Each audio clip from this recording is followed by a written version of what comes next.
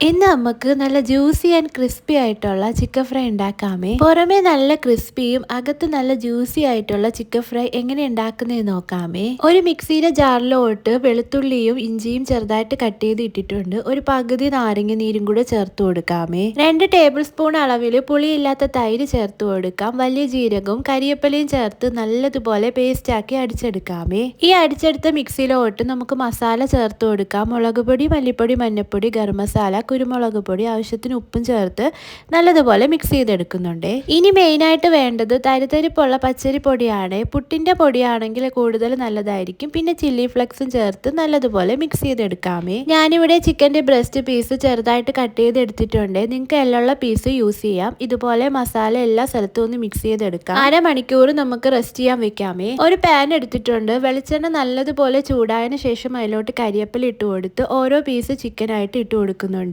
ഒരു സൈഡ് നല്ലതുപോലെ ഫ്രൈ ആയതിനു ശേഷം മറ്റേ സൈഡും കൂടെ നമുക്ക് ഫ്രൈ ആക്കി എടുക്കാം. അപ്പോൾ നമ്മുടെ അടിപൊളി ടേസ്റ്റി ആയിട്ടുള്ള ചിക്കൻ ഫ്രൈ റെഡി ആയിട്ടുണ്ട്. ചിക്കൻ ഫ്രൈ കഴിക്കുമ്പോൾ ആ ഒരു മുരിഞ്ഞ മസാലയും കൂടെ ചേർത്ത് കഴിക്കണം കേട്ടോ. അടിപൊളി ടേസ്റ്റ് ആണ്. മസ്റ്റ് ട്രൈ ഐറ്റം ആണ്. എല്ലാവരും ട്രൈ ചെയ്ത് നോക്കണേ.